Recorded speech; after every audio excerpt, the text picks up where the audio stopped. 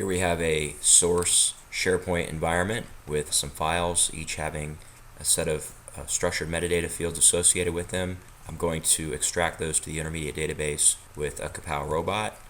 Here's the Kapow Design Studio environment, which includes a set of robots here for extracting content from SharePoint, extracting managed metadata terms from a term store in SharePoint, and then also loading back into SharePoint. So I'll be running this robot that we currently have loaded.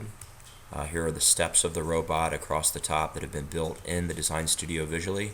I'll go ahead and run this robot now, and we'll see all the file names being collected from the source, along with the created by, the creation date, and any other metadata that we needed to collect. That all gets stored to our intermediate database. That content is now going to be transformed to match the term store term GUIDs and the other fields that we need to transform, library targets, any authors that we're going to be changing, and then loaded into the new target SharePoint environment. So the first thing we need to do is query the new SharePoint environment term store and get all of those GUIDs to our intermediate database so that we can relate those to documents that we pulled out of the source system. So we're now hitting the target SharePoint instance, and we're seeing all of the GUIDs that are associated with every term value. We're looking at the country site location right now.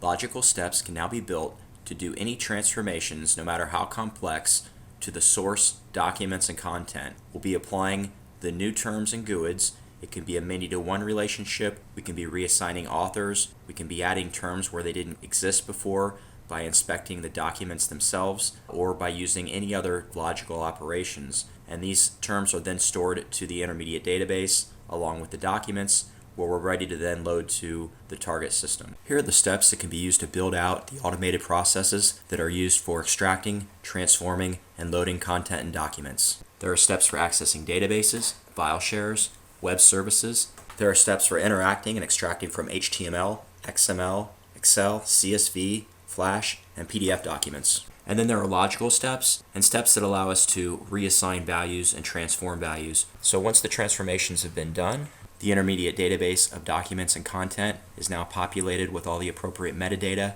and terms to align with the library structure and term store of the target SharePoint system. Now finally, we run the load robot to load all the documents, content, metadata, and structured metadata into the target system. Now we can switch back over to SharePoint target. Let's reload here and see if we see those documents. Here they're loaded back up, and now we should see properties showing up based on the new target term store.